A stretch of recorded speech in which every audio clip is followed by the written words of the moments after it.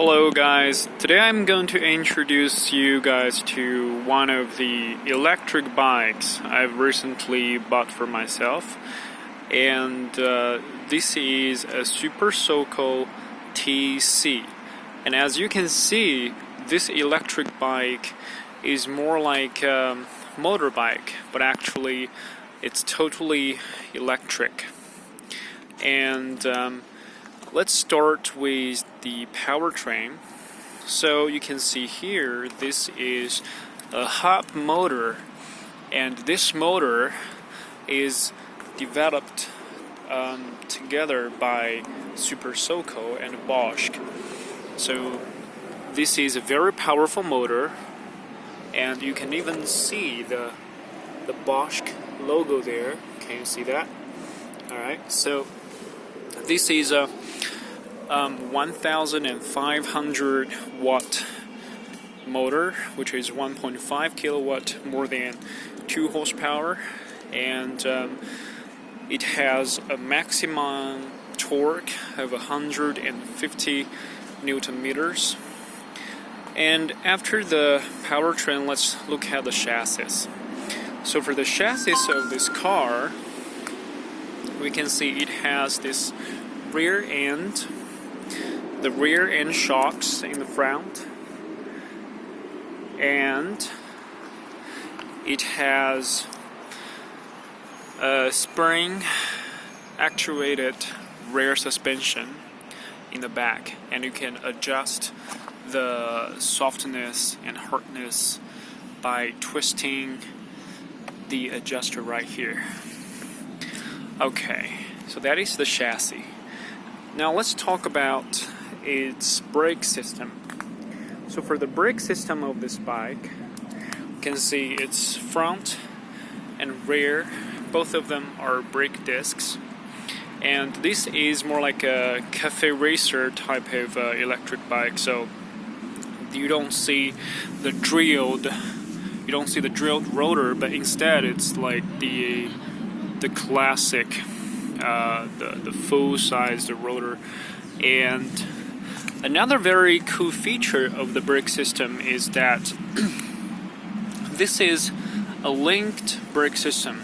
So, which means that the front brake and the rear brake, they're actually linked together. You can see there are two braking hoses right here.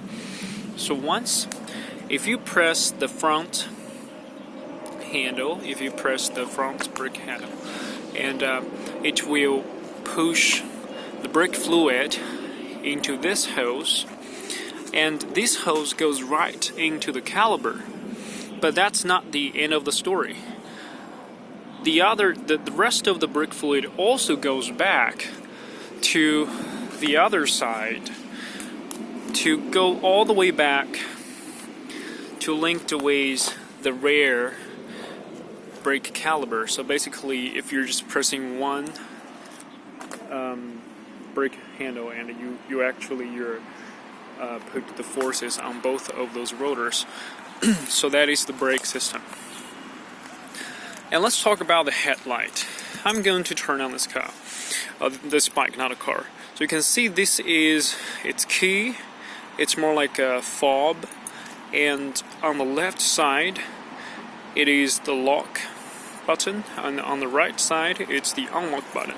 So now this bike is in the lock position, so I can just unlock it, and you can see this power. This has a start stop, and when I push this, it kind of goes alive, and it tells you how much power you have. Like right now I have 90% of battery left, and there are 3 power switches. Now I'm in the switch 1. So for the power 1, the top speed is 20 kilometers an hour, and you push to the power 2, and when I'm pushing it, you can see actually the range is changing.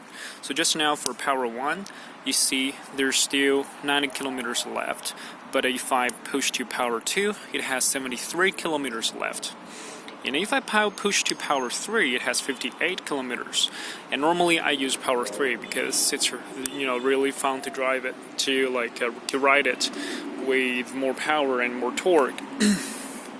So for the power 2, you can go up to 40 kilometers an hour, and for power 3, you can go up to 75 kilometers an hour, which is plenty of speed for you to ride in the city.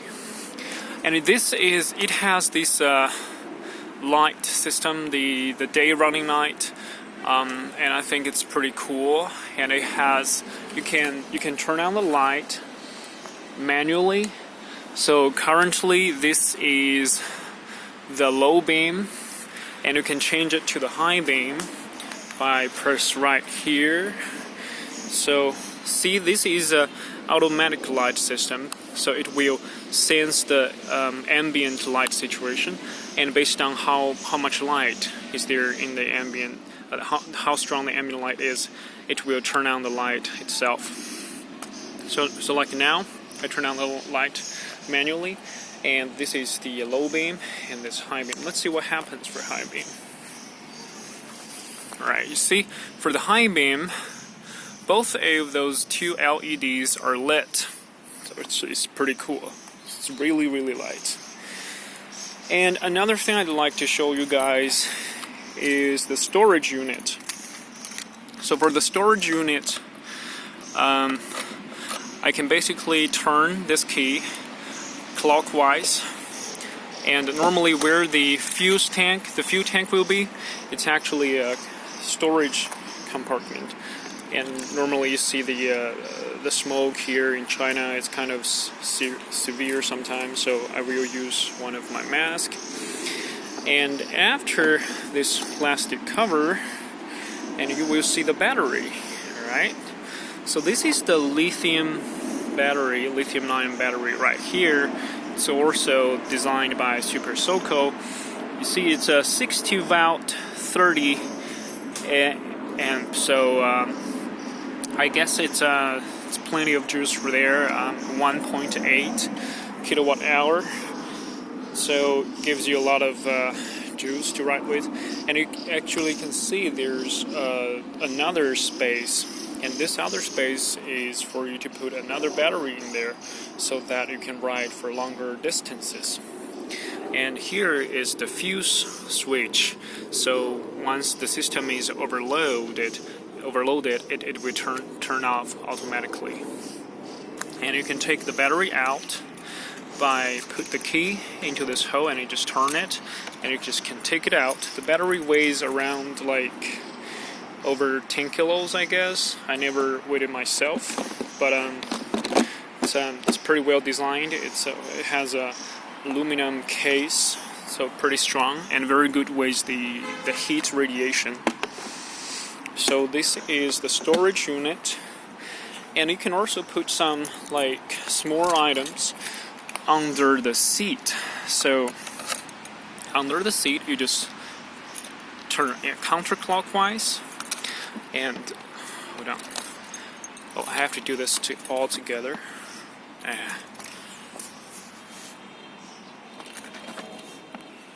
Alright, I just popped this open, and you can see under the seat there's a tiny storage area where you can put your disc brake lock or something right there. So that's basically this bike. And another cool thing is, once your stand is kicked out, you're not going. Like, even you press it really hard, because it says P right here. I guess P stands for parking.